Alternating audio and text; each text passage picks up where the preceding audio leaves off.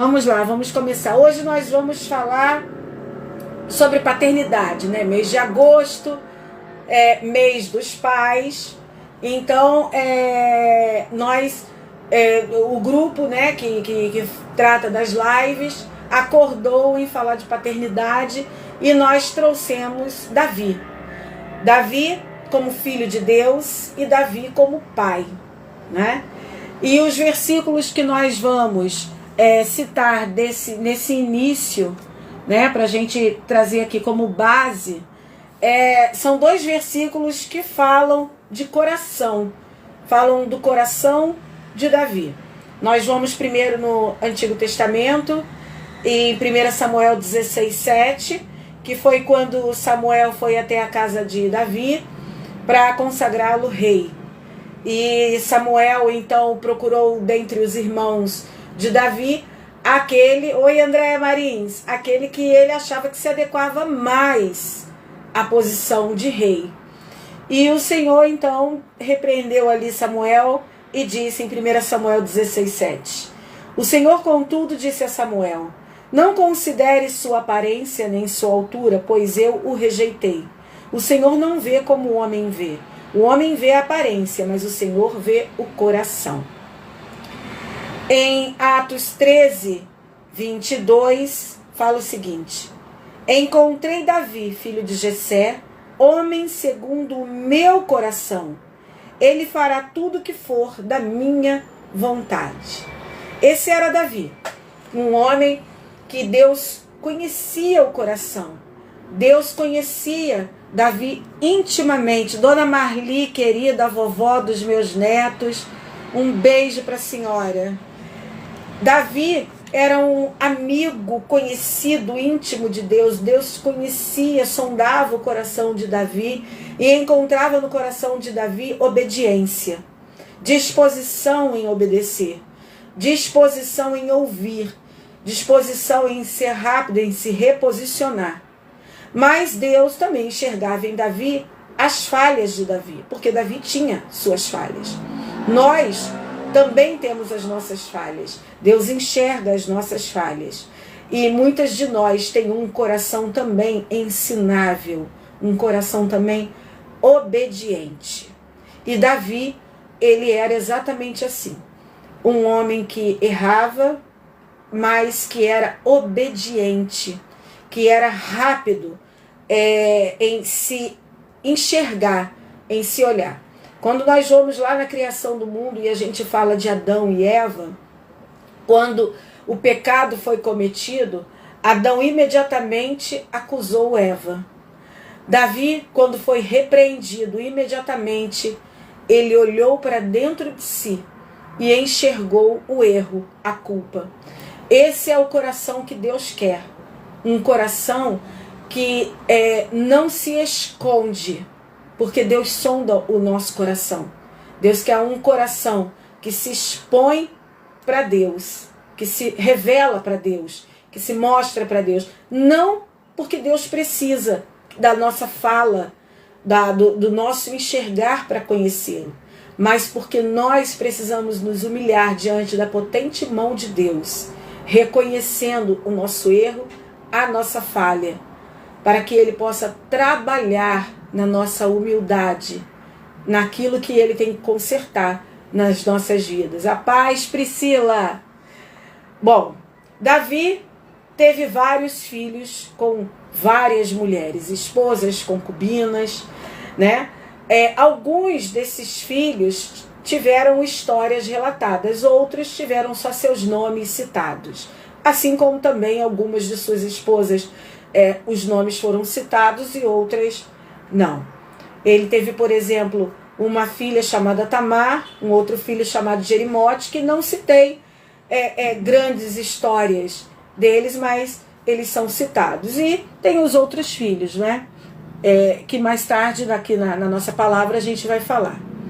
Davi foi um grande guerreiro, um homem usado para grandes batalhas. Davi venceu Golias, ursos, leões. Davi, através de sua harpa, expulsava os demônios que assolavam Saul.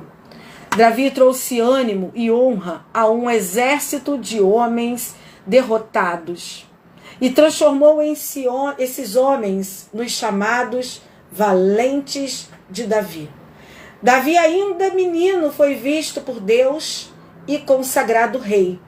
Ainda menino, ele derrotou Golias. E quando derrotou Golias, ele disse para aqueles que duvidaram que ele conseguiria fazer isso, que ele já tinha derrotado ursos e leões. Da descendência de Davi, Deus levantou o nosso Salvador e único Rei, Jesus Cristo. Que homem foi Davi? Davi foi um homem extraordinário. Aline Marinho, boa noite, querida, paz do Senhor.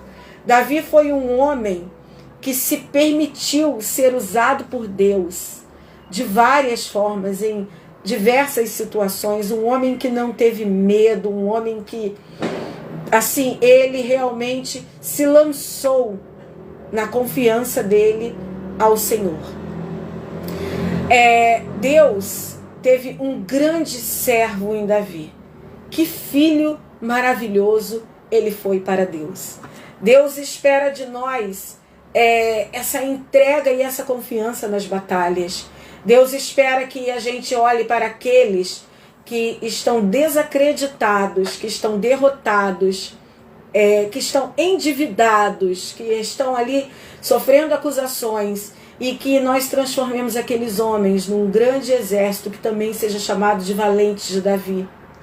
Deus, ele espera que a gente anime o povo, ele espera que a gente olhe o gigante, olhe o Golias, e lembre que Deus nos capacitou já em muitas ocasiões a derrotar gigantes, como leões são gigantes e ursos são gigantes, para nós, meros mortais.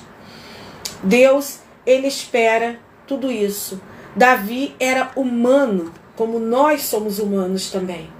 Tiago falou a respeito de Elias no capítulo 5, no versículo 17. Elias era homem sujeito às mesmas paixões que nós. A gente pode dizer o mesmo de Davi. Davi era um homem exatamente como nós também somos. Davi tinha os mesmos ataques espirituais. Oi, Tainá! Prazer, querida! Davi, ele passava pelas mesmas tentações que nós passávamos. Ele sofria os mesmos ataques espirituais. O diabo não é desse tempo. O diabo não é desse século. O diabo, ele está aqui desde antes da fundação do mundo. Então, ele também estava para Davi. Tanto que Saul era atormentado por ele, e Davi, quando tocava sua harpa, trazia descanso e refrigério para Saul.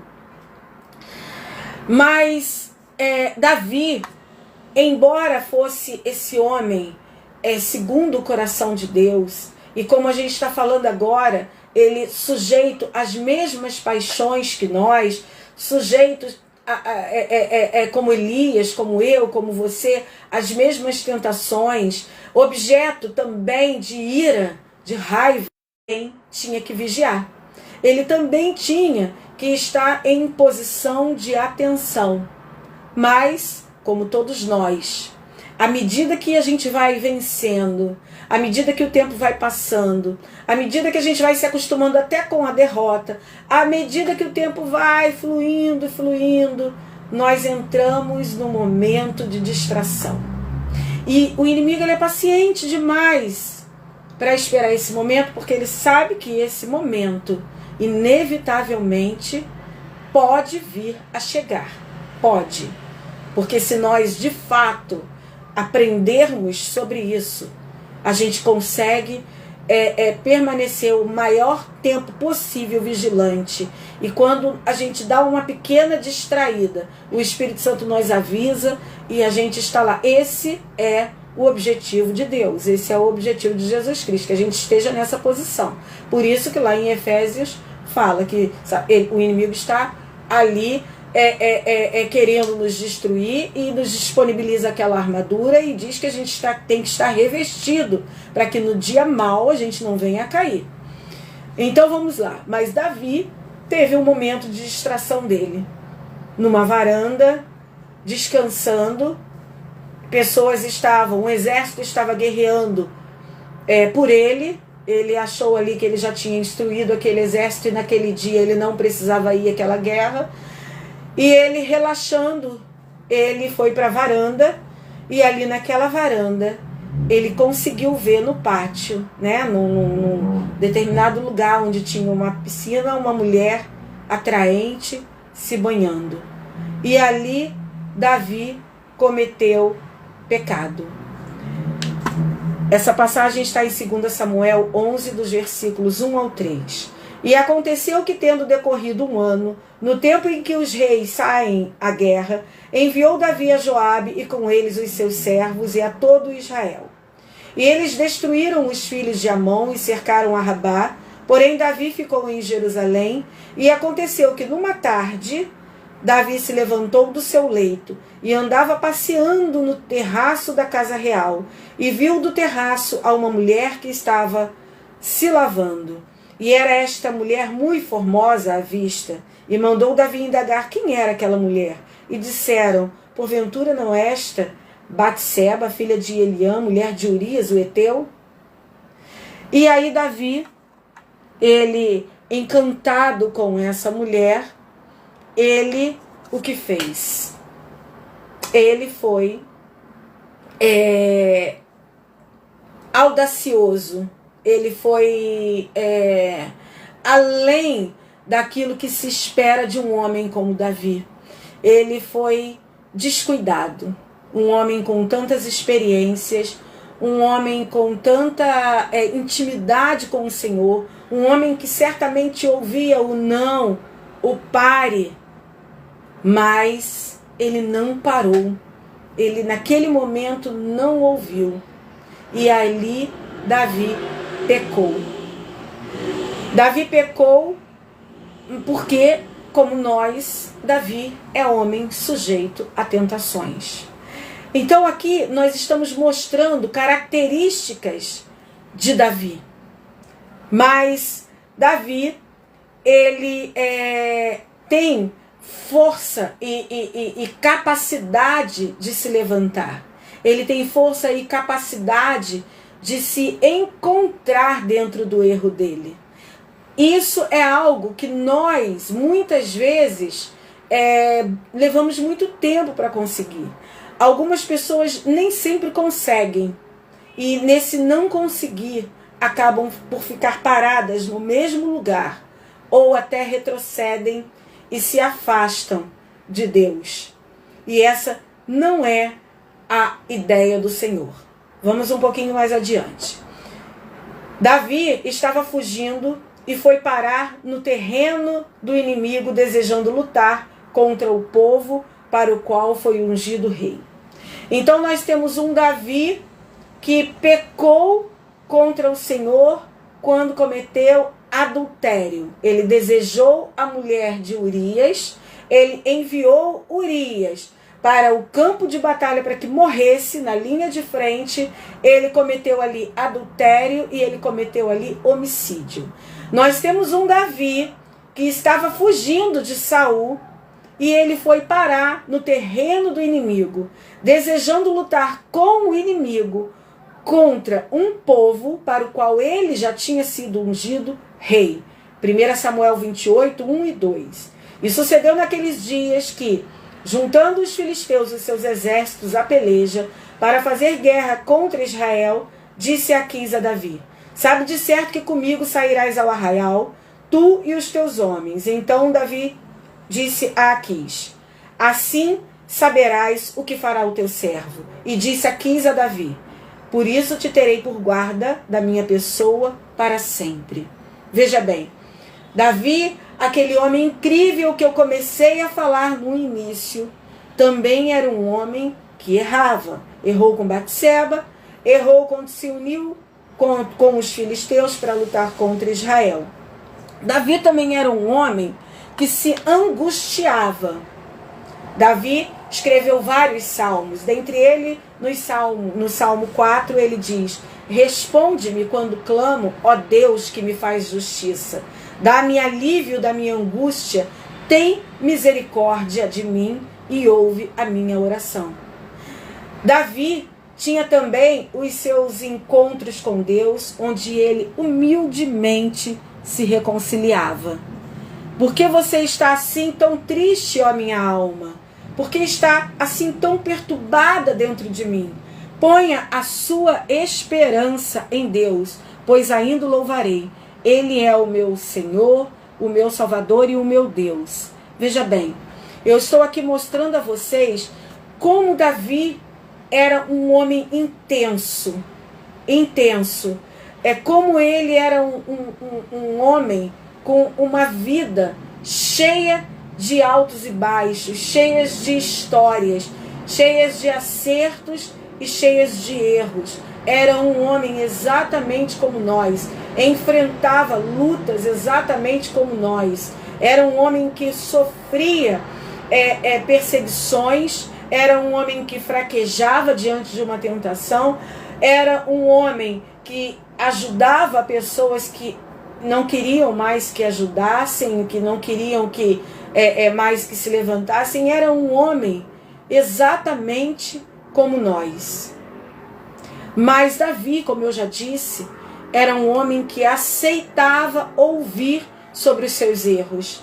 Ele aceitava ouvir sobre as suas falhas. Quando ele estava lutando com os filisteus, intentando lutar com o exército filisteu contra o exército de Israel, ele foi convidado a se retirar dali. E ele se retirou. Quando ele pecou contra Deus, cometendo adultério e homicídio, e ele foi advertido pelo profeta Natã, ele reconheceu o erro dele. Então Davi, ele tinha essa facilidade. E o Davi, ele tinha também a facilidade de imediatamente confessar o seu erro e o seu pecado a Deus. Em 2 Samuel 12:13 ele diz: pequei contra o Senhor. E Natã respondeu: o Senhor perdoou o seu pecado, você não morrerá. E isso muitas vezes falta em nós. Falta um coração humilde que agrada a Deus. Como todo ser humano, por momentos nós temos o nosso entendimento cegado. Por momentos nós temos medo, aflição, angústia, nós cobiçamos, nós temos autoconfiança, nós temos soberba, nós temos sentimentos que nos cegam, que nos tiram do caminho que nós temos consciência de que devemos seguir. Nós somos assim, mas Davi era um homem que entendia sobre humildade, conserto, dependência, arrependimento e perdão. Eu observo muitas vezes pessoas que não conseguem, por mais que estejam há anos em ministérios, há anos elas estejam dentro da igreja, tanto quanto quem não está, muitas vezes elas não conseguem se atentar para a humildade, conserto, dependência, arrependimento e perdão.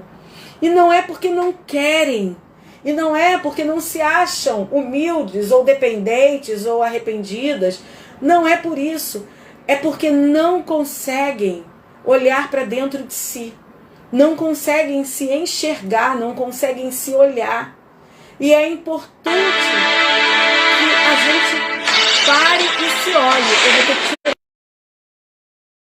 um vídeo aqui que eu não sei como. E eu tinha botado até um não perturbe. Mas vamos lá, Davi, ele tinha uma capacidade que eu observo que muitas não têm nenhuma. Algumas têm um pouco, outras têm bastante. Mas o fato é que não importa se não tem, se tem pouco ou se tem muito. É algo que nós temos que observar em Davi e começar a pedir a Deus que nos capacite a ter também humildade, capacidade de se consertar, dependência em Deus, arrependimento e perdão. O perdão nem sempre é para o outro. algumas vezes a gente precisa aprender a se perdoar. Imagina se Davi não tivesse se perdoado de ter cometido adultério e ter cometido homicídio. Um homem que se julgava íntegro, um homem que era tão abençoado por Deus, como cometer aquela falha, cometer aquele erro? Como? Então, nós nos enxergarmos e nós nos perdoarmos também é muito importante. Eu observo também muitas pessoas que não se perdoam. E a falta de se auto-perdoar gera amargura, gera um sentimento de incapacidade, gera um sentimento de não merecimento. Não que a gente já sabe que a graça é um favor não merecido, mas a gente está falando de um outro merecimento. E a falta de auto-perdão gera também essa ideia de não se alcançar um merecimento de uma vida melhor, de uma condição melhor, de uma bênção. E isso é frustrante e causa amargura. Davi, ele era um rei poderoso, né? Ele era o rei ali daquela nação, ele tinha muito poder. Mas Davi, quando ele foi advertido por Natã, ele não intentou contra a vida de Natã, ele não tentou matar Natã, ele não se revoltou contra Natã, ele não parou de falar com Natã, ele não parou de ir na casa de Natã, ele não parou de receber Natã, ele não parou de ser amigo de Natã. Davi aceitou a repreensão e ele continuou o caminho dele, porque ele sabia o que vinha de Deus.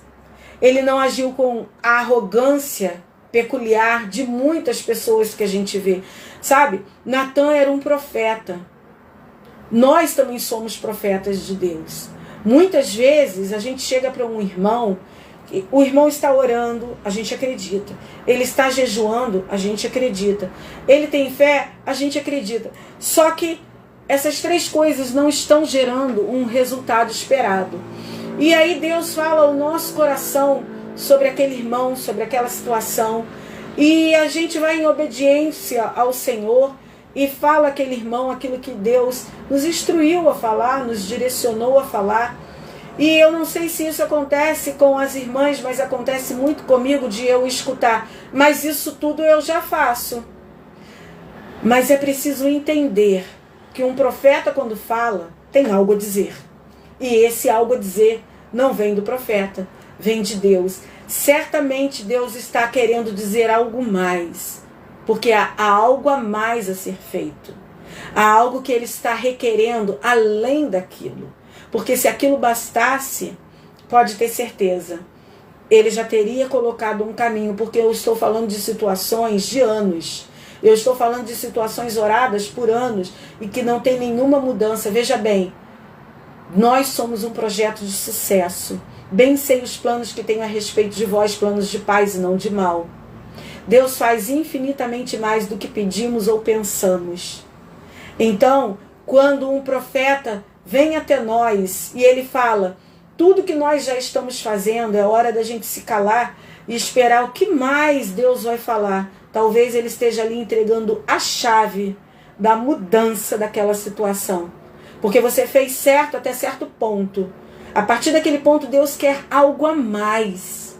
Deus quer uma entrega a mais. Deus quer uma virada de chave. E Ele envia aquele profeta que recebe de resposta não o que Davi falou.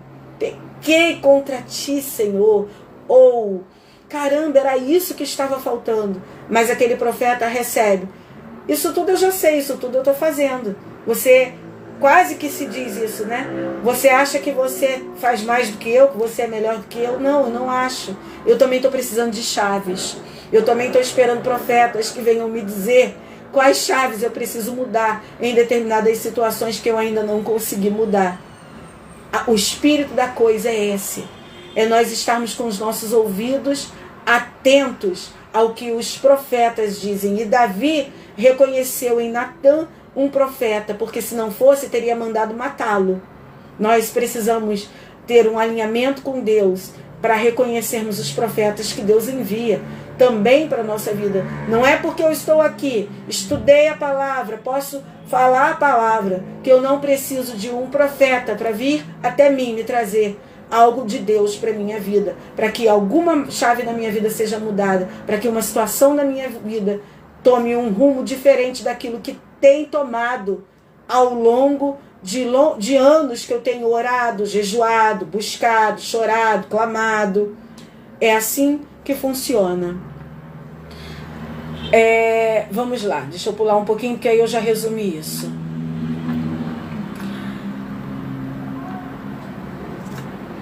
Davi também era dependente de Deus para as guerras.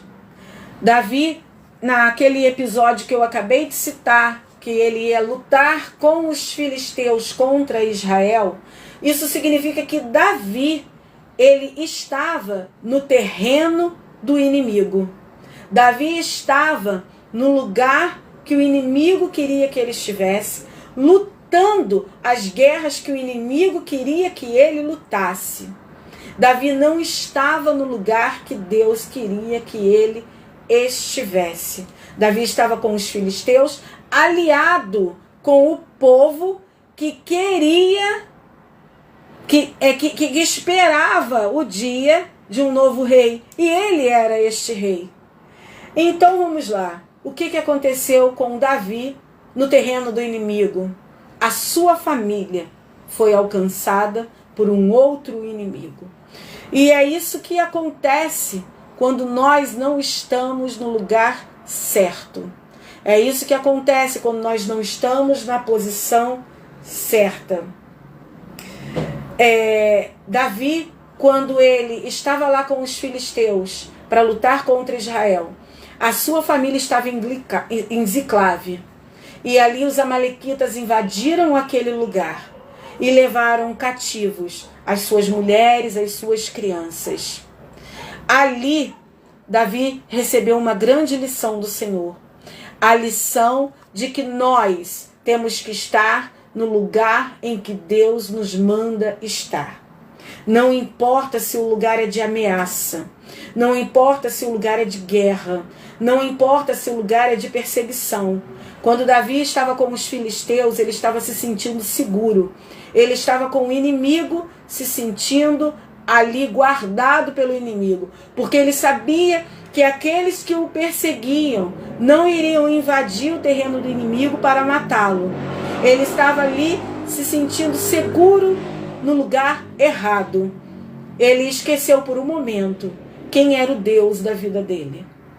E nós temos que ter essa consciência, e Davi teve essa consciência quando o próprio inimigo, creio eu, e tenho absoluta certeza na verdade, que Deus é que mandou, assim como quando Abraão estava no terreno do inimigo e a sua mulher estava lá com o rei, porque Abraão mentiu, disse que era sua irmã, disse que Sara era sua irmã. Então o Senhor falou àquele rei, devolve Sara a Abraão e manda eles embora daí. Então Davi saiu do terreno dos filisteus porque os príncipes dos filisteus falaram: o que esse homem está fazendo aqui? Manda esse homem embora. Davi só saiu dali por isso, senão ele teria lutado contra o povo de Deus. Olha que maldição ainda maior ele estaria trazendo para a vida dele. Mas ele saiu, e quando ele chegou lá em Ziclave, ele viu o estrago que tinha acontecido, porque ele foi buscar socorro no lugar errado. Ele foi buscar refúgio no lugar errado. O esconderijo dele não foi o esconderijo do Altíssimo. O esconderijo dele foi natural, foi do mundo, foi enganoso. Então vamos lá. Agora nós vamos falar de Davi, filho. Nós acabamos de falar de Davi, filho de Deus. Aliás, vamos falar agora de Davi, pai. Nós acabamos de falar de Davi, filho de Deus. Davi, filho de Deus, era esse homem com grandes virtudes e também com defeitos, como todos nós somos. Mas hoje a gente vai falar de paternidade, né? Paternidade, vamos entender que seja paternidade, maternidade, vamos falar da paternidade de Deus, vamos falar da nossa função dentro do lar, né? Davi, ele era um homem em que nós podemos nos espelhar, nossa adoração a Deus, um grande exemplo de servo, de líder. Mas Davi, quando ele não estava alerto, não é? A sua família foi colocada em risco. A paternidade de Davi não foi exercida com esmero, não foi exercida com cuidado. Ele deixou desprotegida a sua família, ou seja, se ele estava sendo ameaçado, aquilo que pertencia a ele também. Mas ele se afastou daquilo que pertencia a ele e foi cuidar dos interesses dele, porque ele estava na guerra errada, então ele não estava no lugar que Deus queria. Nós não podemos deixar a nossa família sem a oração que Deus nos dá, sem a direção que Deus nos dá, sem a correção que Deus nos dá, sem a exortação que Deus nos dá, sem a atenção que Deus nos dá. A nossa família, ela tem que ser uma prioridade na nossa vida. Não podemos ser omissos, não podemos ser participantes de práticas que não conferem com o caráter de Deus. Não podemos ser exemplo de ira, de angústia desenfreada, desequilíbrio, falta de fé. Na nossa casa estão as nossas primeiras testemunhas do nosso caráter cristão. É na nossa casa que nós temos os maiores observadores da nossa vida. Nós podemos abrir a porta da nossa casa e sair e termos um monte de testemunhas. Essas testemunhas vão nos ver sorrindo, mas não vão saber da nossa dor. Essas testemunhas vão nos ver com raiva, mas não vão saber que é algo momentâneo. Por exemplo, estamos de TPM. Essas testemunhas, elas vão nos ver e vão observar que a gente deu ali um dinheiro, uma esmola para um pedinte. Mas não vão saber de fato se temos ou não um coração generoso. Mas as pessoas que estão dentro da nossa casa, essas pessoas sabem quem nós somos. Essas pessoas nos observam. Essas pessoas sabem se nós vivemos o que pregamos. Essas pessoas, elas têm conhecimento da nossa natureza. Elas sabem quando uma mulher está de TPM ou quando uma mulher simplesmente é amargurada, mal-humorada, grosseira, indelicada, sem controle. Essa pessoa sabe se ela é generosa, se ela é fofoqueira. Essas pessoas que estão dentro da nossa casa, elas nos conhecem.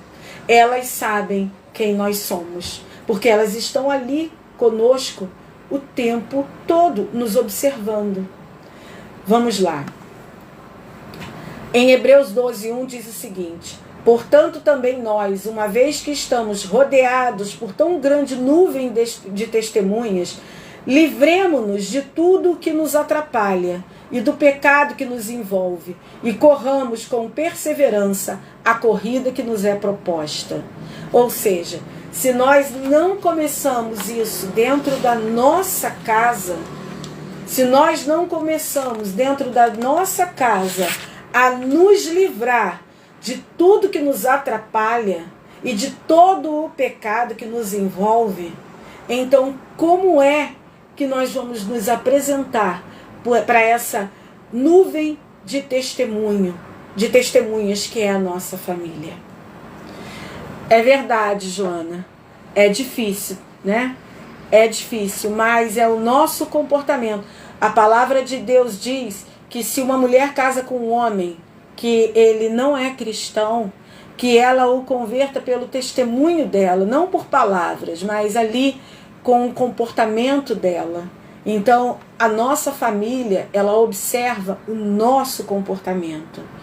Vamos falar de Davi pai agora. Quando Davi fugiu e se aliou aos filisteus, nós vimos que a família dele foi ameaçada, a família dele foi tomada. Em 1 Samuel 30, do 1 ao 5, fala sobre isso. Quando Davi e os seus soldados chegaram a Ziclave, no terceiro dia, os amalequitas tinham atacado o Neguebe e a Ziclag. e haviam incendiado a cidade. Levaram como prisioneiros todos os que lá estavam, as mulheres, os jovens, os idosos, a ninguém mataram, mas os levaram consigo quando prosseguiram seu caminho. Ao chegarem a Ziclave, Davi e os seus soldados, eles chegaram depois que os filisteus mandaram eles embora. Eles encontraram a cidade destruída pelo fogo e viram que suas mulheres, filhos e filhas haviam sido levados como prisioneiros. Então Davi e seus soldados choraram em alta voz, como nós também fazemos, não é? Quando a gente vê a nossa casa caindo, até não terem mais forças. As duas mulheres de Davi também tinham sido levadas, Ainoã e Jezreel, e Abigail de Carmelo, a que fora mulher de Nabal. Veja bem, todos foram levados, até aquilo que pertencia a Davi. Mas a gente, quando lê 1 Samuel 28, 27, 28, 29, nós não lemos Davi consultando ao Senhor sobre estar ali lutando com os filisteus. Então, a gente observa e pode afirmar que ele estava ali sem a direção de Deus. Mas quando ele volta e encontra tudo destruído, nós vemos um Davi diferente. Nós vemos um Davi que diz o seguinte: ele chama o sacerdote Abiatar e diz: traga-me o colete sacerdotal. Abiatar traz o colete sacerdotal e Davi pergunta ao Senhor: devo perseguir este bando de invasores? Irei alcançá-los? E o Senhor responde: persiga-os. É certo que você os alcançará e conseguirá libertar os prisioneiros. Pois então, Davi, ele cometeu o erro. O estrago já estava feito. Ele estava no lugar errado, ele estava distraído mais uma vez, fazendo o que era errado, e ele colocou a sua família em risco, e a sua família foi levada pelo inimigo, que não matou, mas iria escravizar. Iria escravizar mulheres, filhos, idosos, iria escravizar aquele seu povo, aqueles amados dele. E aí Davi se reposiciona. Davi não dá aquilo por perdido, Davi não chora eternamente, Davi não desiste, Davi faz exatamente o que ele fez quando ele pecou com Batseba. Davi faz, esse já é um padrão de Davi. Davi, ele imediatamente se volta para o Senhor, reconhece o erro dele, busca a reconciliação. Quando ele pede o colete sacerdotal, ele está ali se humilhando, ele está ali seguindo um princípio, ele está ali buscando uma reconciliação com Deus, ele está ali abrindo um caminho entre ele e Deus, para que ele possa perguntar ao Senhor: e aí, o que eu faço? Dou tudo por perdido? Dessa vez eu perdi? E o Senhor diz para ele: não, pode perseguir, é certo que você vai conseguir alcançar e libertar os seus, os prisioneiros. E é isso que o Senhor fala também para nós. O ideal é que nós não coloquemos a nossa família em risco. O ideal é que nós estejamos sempre antecipando os passos do inimigo, orando a Deus, que a tudo sabe, que a tudo conhece, que tem informações que nós não temos, perguntando e buscando nele a direção. Mas ainda que alguns tenham se perdido, Deus fala hoje para cada um de nós: persegue os inimigos, vai atrás deles. É certo que você vai alcançar e vai conseguir libertar os seus prisioneiros. Enquanto não morreu, enquanto estão vivos, e o versículo fala muito claro isso: a ninguém matou. Enquanto há vida, há também o é certo que você vai alcançar e vai conseguir libertar. Deus, ele vai direto no nosso coração. E quando ele olha no nosso coração, o que ele enxergava no coração de Davi: arrependimento, confissão, conserto, o enxergar a si próprio, a retomar a aliança.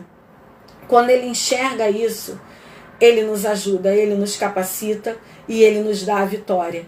Davi foi com o seu exército, não com o seu exército todo, porque uma parte estava cansada, uma parte ficou descansando, mas ele foi com alguns homens e ele voltou com todo o povo, com tudo que o inimigo tinha levado, e ainda voltou com despojos de guerra, porque Deus dá infinitamente mais.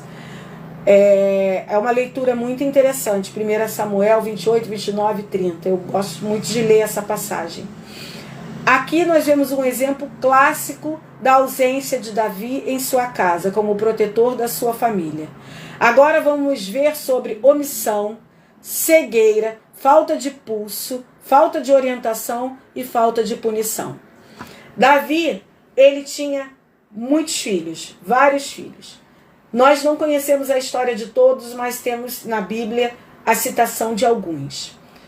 Nós vamos falar de Aminon, filho de Davi. Ele seguiu o mau exemplo do pai, ele também cometeu imoralidade sexual. Ele se apaixonou pela irmã Tamar e a estuprou. Davi, quando soube, ficou furioso, mas Davi não tomou nenhuma atitude. Não há nenhuma citação de alguma atitude de Davi contra esse filho, de punição ou de repreensão. A única citação que há é em 2 Samuel 13, 21. Ao saber de tudo isso, o rei Davi ficou furioso. E, em consequência dessa omissão, o irmão de Tamar, irmão por parte de pai Davi e de mãe, o que ele fez? Ele decidiu vingar a irmã. E 2 anos depois, ele assassinou o seu irmão, por parte de pai, o estuprador de sua irmã, que também era irmã dele. Olha que tragédia familiar. Um irmão estupra uma irmã e é assassinado pelo outro irmão. Absalão imitou o mau exemplo do pai e cometeu o pecado de assassinato, quando ele assassinou o próprio irmão. Olha quantas tragédias a omissão, a cegueira, a falta de pulso, a falta de orientação, a falta de punição podem causar numa família. Além de você estar no lugar errado e a sua família ser levada como escrava, todo esse seu comportamento pessoal também pode ocasionar esse tipo de situação dentro da sua casa. Salomão, o grande rei Salomão, ele também seguiu o mau exemplo do pai. Ele também teve diversas mulheres. 1 Reis 11, 3 fala sobre isso. Ele fez o que o Senhor reprova, pois Deus já havia dito que o rei de Israel não deveria ter várias esposas. Deuteronômio 17, 17. Mas ele teve várias esposas de várias nações. E com isso, nós sabemos que Salomão se perdeu. Se perdeu por mais que fosse sábio, por mais que fosse conhecedor, por mais que fosse abençoado, ele também se perdeu. Adonias, outro filho de Davi, decidiu se apoderar do trono sem o conhecimento de seu pai. A soberba de Adonias fazia com que ele se auto-exaltasse.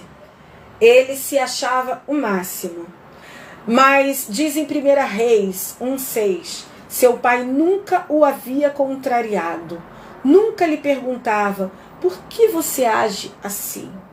Davi nunca contrariou esse filho, nunca confrontou esse filho, nunca colocou esse filho na linha. A falta de pulso para educar os seus filhos causou grandes estragos em sua família. O mau exemplo e a falta de pulso causou grandes estragos. Então, Davi tinha um coração que era bom, um coração ensinável, um coração que agradava a Deus. Ele tinha. Mas as consequências das suas falhas e dos seus erros não foram impedidas nas vidas dos seus filhos. O exemplo que ele seguia, as coisas que ele fazia de errado, não eram impedimentos de se chegar à vida dos filhos, porque ele tinha um coração que agradava a Deus. Consequência é consequência. O bom é que com arrependimento, com confissão, com conserto de rota, a gente consegue trazer os nossos filhos de volta do pecado. A gente consegue resgatar aqueles que estão escravizados. Vamos aqui prosseguir. Mas Deus diz exatamente o oposto em livros de Provérbios, né? Em Provérbios, a gente lê tudo que o que Davi não fazia, o que ele não usou de pulso com os seus filhos, o que ele não contrariou os seus filhos, o que ele não castigou, não repreendeu. A gente lê em livros de Provérbios que deve ser feito. Nós lemos em Provérbios: quem se nega a castigar seu filho não o ama. Quem o ama não excita em discipliná-lo. O capítulo 13, versículo 23. A gente lembra também que Deus, ele nos exorta como filhos, porque ele nos ama. Deus diz também, através do escritor, né, de Provérbios, ele diz: castiga o teu filho e te dará descanso, e dará delícias à tua alma.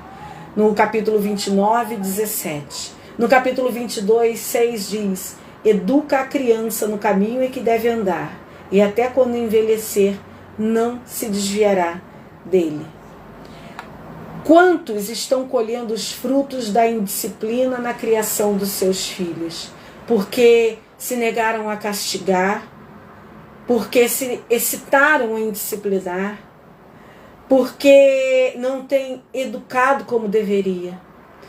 Nós temos observado aí muitas crianças indisciplinadas, muitas crianças, e a gente vê claramente crianças de 1, 2, 3 anos com pais com medo de disciplinar.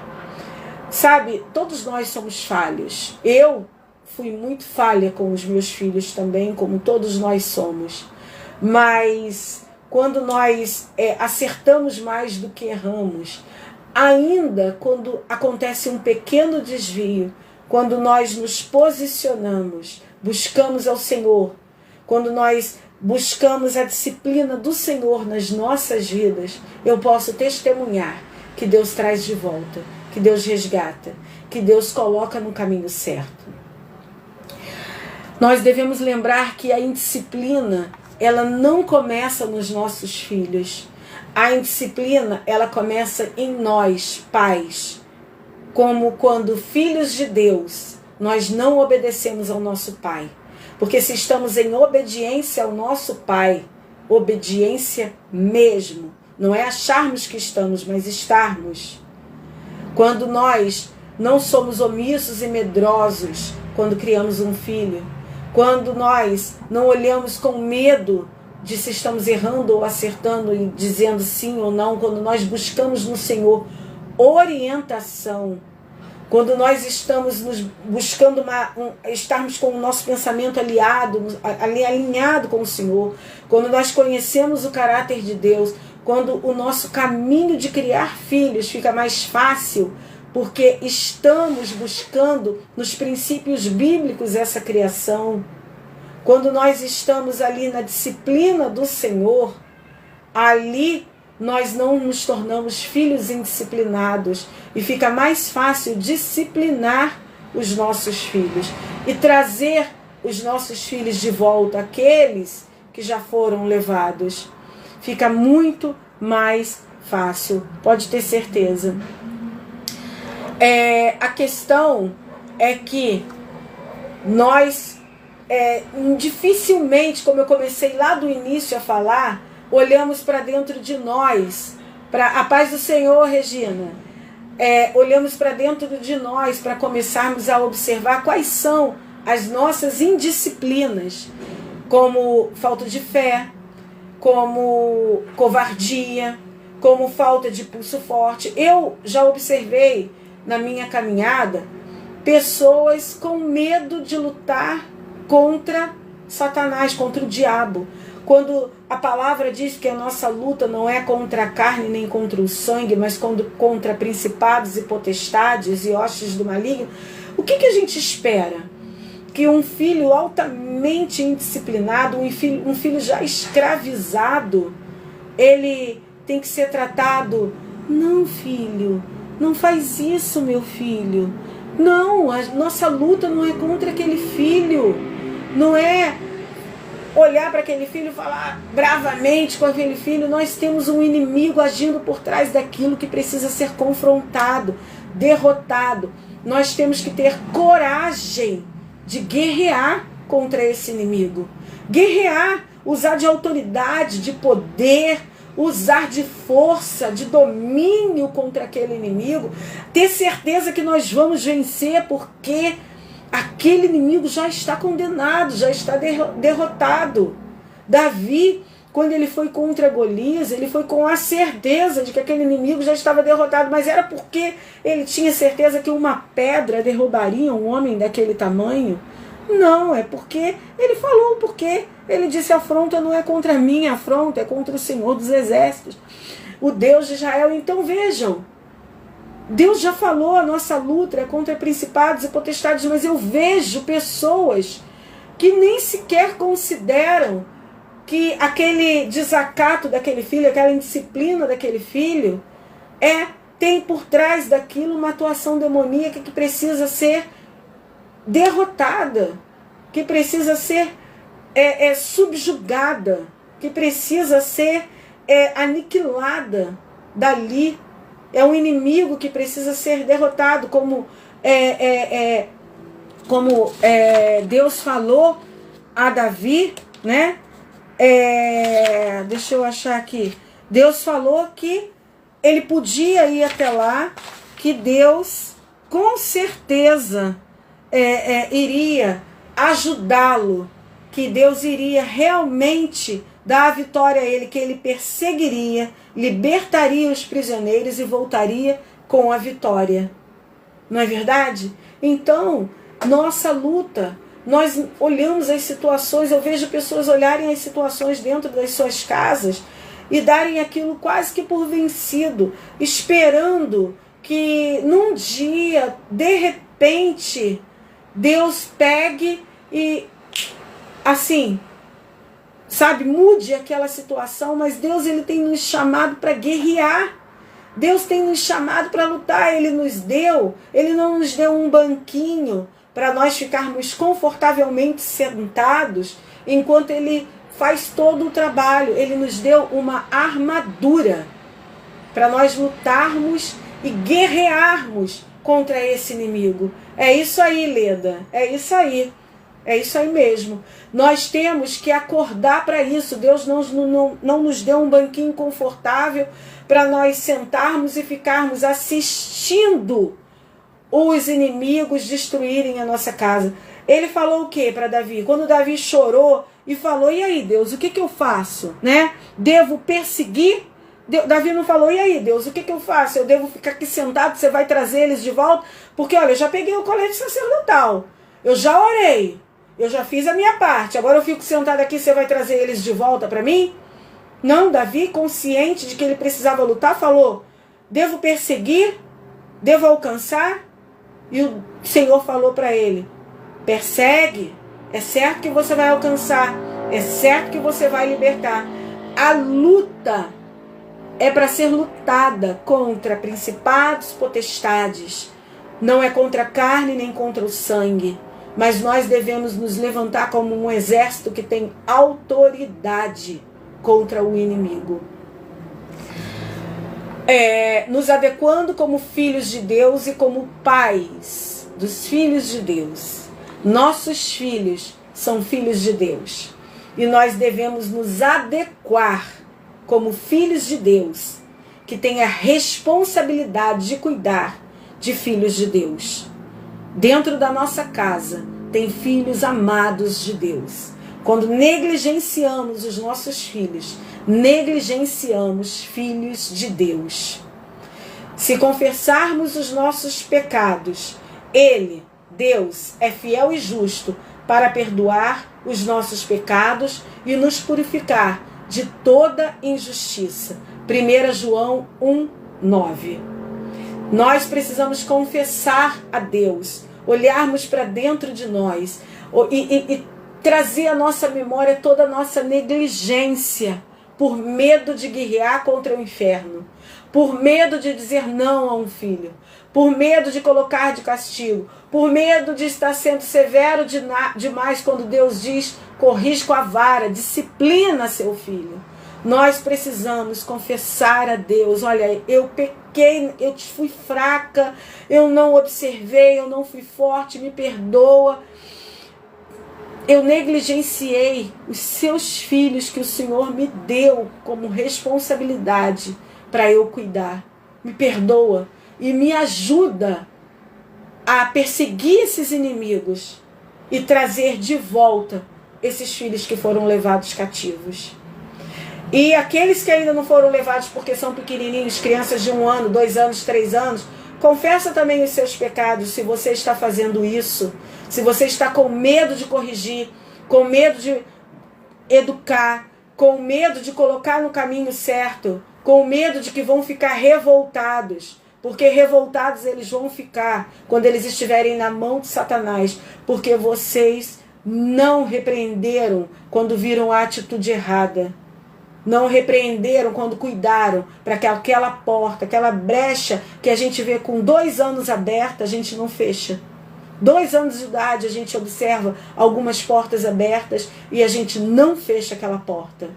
Ali é uma porta que Satanás abriu, né? Que foi aberta e que Satanás com certeza se aproveitou. E no tempo certo ele se manifesta.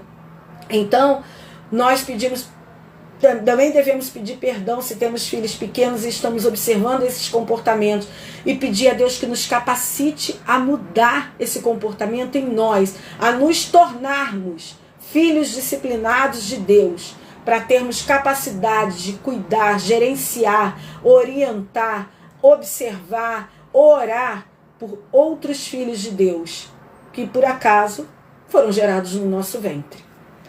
Por acaso é uma forma de falar. Oração de Davi após entender que havia pecado. Davi, ele fez a seguinte oração quando ele percebeu que ele tinha pecado, quando ele acordou. Veja bem, a lei que Deus deu a Moisés dizia: não matarás, não adulterarás. Então Davi sabia que essas 2 coisas eram pecado. Ainda assim, Davi cego pecou. Nós não estamos isentos disso. Nós erramos com os nossos filhos. Nós erramos com o marido erra com a sua esposa. Nós erramos dentro da nossa casa. O que não significa que não podemos consertar. O que não significa que não podemos orar e pedir para Deus nos ajudar a consertar. Então, quando Davi, ele teve consciência do erro dele, ele imediatamente se voltou para o Senhor e falou: tem misericórdia de mim, ó Deus, por teu amor, por tua grande compaixão, apaga as minhas transgressões. Lava-me de toda a minha culpa e purifica-me do meu pecado. Pois eu mesmo reconheço as minhas transgressões e o meu pecado sempre me persegue. Contra ti, só contra ti, pequei e fiz o que tu reprovas, de modo que justa é a tua sentença e tens razão em me condenar. Purifica-me com isopo e ficarei puro, lava-me e mais branco do que a neve serei. Esconde o rosto dos meus pecados e apaga todas as minhas iniquidades. Cria em mim um coração puro, ó Deus, e renova dentro de mim um espírito estável. Não me expulsas da tua presença, nem tires de mim o teu Santo Espírito. Devolve-me a alegria da tua salvação e sustenta-me com um espírito pronto a obedecer. Livra-me da culpa dos crimes do sangue, ó Deus, Deus da minha salvação. E a minha língua aclamará a tua justiça, ó Senhor, das palavras dos meus lábios, e a minha boca anunciará o teu louvor. Os sacrifícios que agradam a Deus são um espírito quebrantado, um coração quebrantado e contrito a Deus, não desprezarás. Quando nós temos filhos que estão rebeldes, que estão em caminhos maus, que estão em más companhias, do que adianta ficar acusando o amigo que anda junto? Do que adianta ficar amaldiçoando os amigos que estão ali sofrendo dos mesmos erros e pecados, filhos também de Deus? Do que adianta acusar às vezes o cônjuge? Do que adianta dar a mão àquele pecado que o filho está cometendo? Do que adianta se conformar com aquele filho que está trancado o tempo todo, sem se levantar para nada, daquele filho que está usando drogas, daquele filho que está perdido no mundo? Do que adianta se conformar com essa situação, às vezes até compactuar com a situação? Do que adianta tudo isso? Deus não nos chamou para um conformismo. O reino dos céus é ganho à força. Nós temos que ser violentos ao empunharmos a espada. Nós temos que ser violentos quando nós vamos resgatar aquilo que é nosso, os nossos filhos. Nós temos que ser violentos, usar de ousadia, de coragem. Deus não nos deu um espírito de medo, mas Ele nos deu um espírito de coragem. Ele não nos falou, tome um banquinho para sentar, Ele nos deu uma armadura de guerra. Ele não nos falou, senta aqui e aguarda o dia bom. Ele falou, tome essa armadura e esteja pronto e preparado para o dia mau. Ele não nos disse, no mundo só tereis coisas boas. Ele disse, no mundo tereis aflições, mas tem de bom ânimo. Veja bem, Ele nos deu todas as instruções, toda a ajuda, para nós entendermos que criar filho não é fácil, mas é possível. Por isso, Ele não gera filhos de pedra, Ele gera filhos de nós. Criar e educar filhos não é uma tarefa fácil. Tratam-se de indivíduos com suas próprias características, personalidades, perspectivas, anseios, influências, gostos, visões, dores, expectativas. Deus escolhe, chama e capacita para tudo.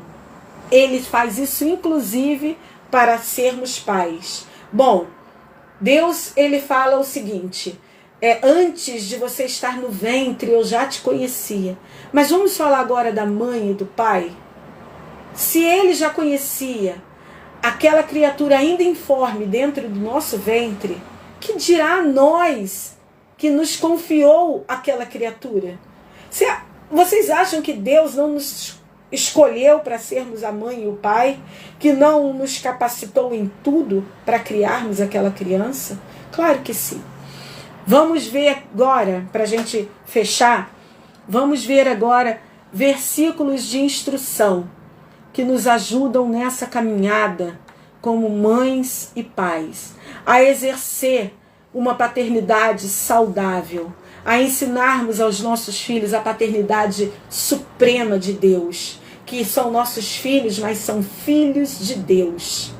São nossos filhos e são filhos de Deus. Nossos filhos são filhos de Deus. Deus tem planos para eles.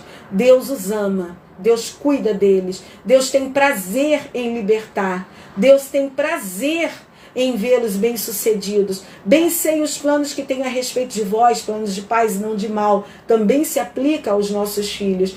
Quando Deus criou o mundo, lá em Gênesis, e Ele falou, isso é bom, Ele falou, isso é bom para nós também. Ele também falou para o meu filho, para a minha filha, e também falou para os filhos de vocês. Então, quando Deus tem toda uma escritura, toda uma Bíblia, todo um manual de guerra, esse manual não é para nós usarmos só para a vida das pessoas, para citarmos para as pessoas, é para nós usarmos esse manual também dentro da nossa casa, na criação dos nossos filhos.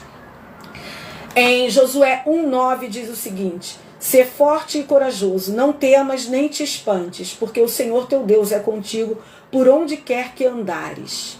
Ali era para Josué conduzir um povo. Aqui é para nós conduzirmos o nosso povo de dentro da nossa casa.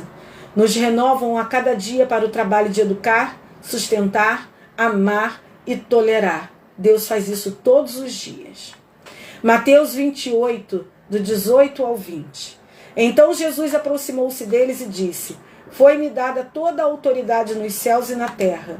Portanto, vão e façam discípulos de todas as nações, batizando-os em nome do Pai, do Filho e do Espírito Santo, ensinando-os a obedecer a tudo o que eu ordenei a vocês. E estarei sempre com vocês até o fim dos tempos. Nossos filhos são discípulos em nossas casas. Não são, eles não são discípulos só da escola bíblica dominical infantil. Eles não são discípulos da escolinha dominical apenas. Primeiro, eles são nossos discípulos. São nossos em casa. Para isso nós temos autoridade, toda a autoridade nos céus e na terra. Nós temos que ensiná-los a obedecer a tudo que Deus ordena. Nossos filhos, nós somos os discipuladores principais dos nossos filhos. E isso começa dentro de casa. Aí aos domingos ele vai na escolinha dominical da igreja. Mas dentro de casa, nós somos aqueles profetas que discipulam os filhos de Deus que ele nos confiou. Em 1 Coríntios 15:58 diz: Portanto, meus amados irmãos, mantenham-se firmes e que nada os abale. Sejam sempre dedicados à boa obra do Senhor, pois vocês sabem que, no Senhor, o trabalho de vocês não será inútil. O inimigo quer nos mostrar que é inútil o trabalho de casa, o educar e a tarefa doméstica, tanto para homens como para mulheres. Quantas vezes nos encontramos desanimados e sacudimos o ombro e falamos assim: vou chutar o pau da barraca, não quero saber. Mas isso tudo é mentira. Mantenham-se firmes, que nenhuma situação contrária, como ingratidão, falta de reconhecimento ou ajuda, possa nos abalar. Sejam sempre dedicados a esta obra que o Senhor colocou em suas mãos. No tempo certo, este trabalho não se mostrará inútil. 1 Pedro 3,15. Antes, santifiquem Cristo como Senhor em seu coração. Estejam sempre preparados para responder a qualquer pessoa que pedir a razão da esperança que há em vocês. Mantenham o domínio próprio. Temos o hábito de despejar em casa todas as nossas frustrações, de tudo que acontece aqui dentro e do lado de fora, no nosso exterior. Tudo que acontece dentro de casa e do lado de fora de casa. Nós temos o hábito de despejar isso dentro de casa. De chegarmos cansados e sobrecarregados e mostrarmos ali um coração rancoroso, um coração cheio de mágoa, um cansaço excessivo. Veja bem, a resposta branda desvia o furor. Com isso, o espírito de contenda dentro de casa, ele é vencido. A qualquer um que desafiar nossa mansidão, nós devemos responder preparados sobre a esperança que há em nós, que é Jesus, e a paz dele que excede todo o entendimento. Nós devemos ter isso em mente quando nós entramos em casa. Nós entramos num pedacinho do céu. Ali a nossa casa é um pedacinho do céu. Jesus reina ali. O Espírito Santo faz morada ali. Ali estão os outros filhos de Deus que ele nos confiou. Nossos discípulos, discípulos de Jesus. Nós temos que desviar de nós o furor dentro da nossa casa. Nós temos que, ali dentro da nossa casa, termos um espírito de mansidão. 2 Timóteo 2:21. Se alguém se purificar dessas coisas, será vaso para a honra, santificado, útil para o Senhor e preparado para toda boa obra. Se vencermos em nossa casa o desafio de sermos respeitados, obedecidos, admirados, copiados como vaso de honra, santificado e útil, estaremos preparados para toda boa obra. 2 Pedro 1,5. Por isso mesmo, empenhem-se para acrescentar à sua fé a virtude, o conhecimento. Deus nos chama a acrescentar à nossa fé, que dizemos ter, algo desejável, uma prática do bem, e a ela conhecimento, que se agrega para assim termos sabedoria, bons conselhos, boas falas. Ou seja, nós precisamos mostrar dentro de casa que nós praticamos aquilo que falamos. A nossa fé, quando nós nos vemos em situações que nos arrancam a fé, que nos arrancam do padrão de Deus, nós não temos justificativa. Quando alguém falece, nós temos que entender. Eu falo isso, eu perdi a minha mãe, eu sou filha única. E quem me conhece sabe que quando a minha mãe faleceu, eu não tinha como guerrear contra o falecimento dela. Foi Deus é que tem o domínio sobre a vida e sobre a morte. Eu ia guerrear contra Deus.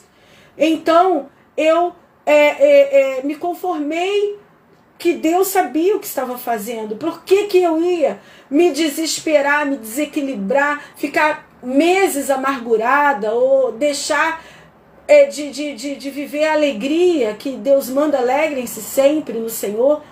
E então, por que eu ia fazer isso? Eu não tinha uma base bíblica para fazer isso. Na Bíblia não estava dizendo que eu tenho que sofrer isso eternamente. Eu sinto saudades, mas eu não posso mostrar uma fé diferente. A fé de quem pensa que Deus não sabe o que está fazendo quando tirou de mim a minha mãe, porque Ele não tirou a minha mãe, Ele chamou para si o que já era dele. Então, é esse tipo de exemplo que nós temos que observar e dar dentro de casa. Em 1 Coríntios 9, 25, todos os que competem nos jogos se submetem a um treinamento rigoroso para obter uma coroa que logo perece, mas nós o fazemos para ganhar uma coroa que dura para sempre. A nossa vida em casa é um treinamento rigoroso para alcançar os frutos do Espírito: amor, alegria, paz, paciência, amabilidade, bondade, fidelidade, mansidão e domínio próprio. Se nós conseguirmos usar dos 9 frutos do Espírito dentro de casa, a coroa final não é somente para nós, mas é também para todos da nossa casa. Quando nós conseguimos exercer dentro de casa os frutos do Espírito, que são esses 9, amor, alegria, paz, paciência, amabilidade, bondade, fidelidade, mansidão e domínio próprio, nós vencemos. Vencemos do lado de fora, vencemos do lado de dentro. 1 Coríntios 3,9, pois nós somos cooperadores de Deus. O plano de Deus é que nós cooperemos com Ele, geremos bons frutos, que também serão colaboradores de Deus. Somos um exército. E em Tiago 1,22 diz, sejam praticantes da palavra e não apenas ouvintes, enganando vocês mesmos. Tudo isso que a gente ouve, tudo isso que a gente fala do lado de fora da nossa casa, para os irmãos da igreja nos aconselhamentos, é o que nós temos que usar para nós mesmos, como filhos disciplinados, para criarmos os nossos filhos e convivermos com o esposo e convivermos os homens com as suas esposas. E para fechar, Efésios 4, do 15 ao 16 diz, antes, seguindo a verdade em amor, cresçamos em tudo naquele que é a cabeça, Cristo. De todo o corpo, ajustado e unido pelo auxílio de todas as juntas, cresce e edifica-se a si mesmo em amor, na medida em que cada parte realiza a sua função. Isto se aplica à família. Seguindo a verdade, crescemos juntos em Cristo, ajustando o nosso corpo, unidos como juntas, crescendo, edificando em amor e cada parte realizando a sua função. Isso é família dentro de casa, tanto quanto é a família dentro do templo chamado igreja. Nós temos dentro de casa uma pequena igreja, uma pequena igreja com discípulos. Nós somos os profetas. Deus confiou a nós a educação desses discípulos. E nós precisamos estar alinhados com Deus. E o princípio de tudo é buscar aquele Davi que eu falei lá no início. Um Davi com um coração voltado a obedecer, voltado a ser disciplinado, voltado a enxergar os seus erros, confessar os seus pecados, pedir perdão e pedir a Deus para dar um coração sincero, um coração humilde, um coração pronto a ouvir profetas, que vem amando de Deus nos ajudar a entregar a chave que falta para virar uma situação que nós já jejuamos, e já oramos, e já choramos, e já clamamos por tanto tempo, mas às vezes falta só aquele toque. Deus fala, olha, eu só preciso que você faça isso aqui a mais. E aí a gente precisa estar pronto para ouvir esse profeta. Então, queridos, queridas, nós temos um Davi filho e nós temos um Davi pai. Esse Davi pai não é um bom exemplo, mas o Davi filho nos transformará em pais que vão abençoar os seus filhos. Então vamos observar o coração disposto dele e vamos trazer esse coração para dentro de casa. Os nossos filhos também nos ensinam muito. Os nossos filhos também são filhos de Deus, que também recebem do Espírito Santo direção. Vamos ouvir nossos filhos, vamos entender nossos filhos, observar nossos filhos, conhecer nossos filhos e vamos dar aos nossos filhos um bom testemunho cristão. Vamos em casa ser os cristãos que Deus quer que sejamos do lado de fora. Amém? Bom, vamos encerrar porque eu já passei por muito, não é? O horário, mas a palavra realmente não... Assim, Deus não falou para mim que era para parar, que era para prosseguir. Então, vamos orar, vamos aqui colocar um louvor enquanto a gente ora. Vou abaixar aqui um pouquinho. Vitorioso és, esse louvor. Um louvor maravilhoso que fala muito do poder de Deus na nossa vida. Amém? Vamos orar para encerrar a nossa live.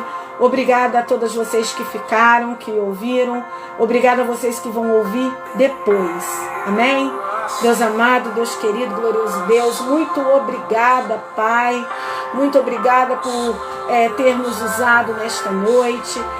Muito obrigado por ter falado aos nossos corações, por ter nos revelado, Senhor, a sua palavra, nos ter revelado, Senhor, a sua vontade e principalmente por nos ter enchido de esperança, Pai, de esperança de que aqueles que estão escravizados podem voltar, vão voltar com um posicionamento certo. Muito obrigada porque nos deu esperança de que aqueles que estão ali e não foram perdidos não serão, porque nós hoje estamos também nos posicionando para estes, Pai.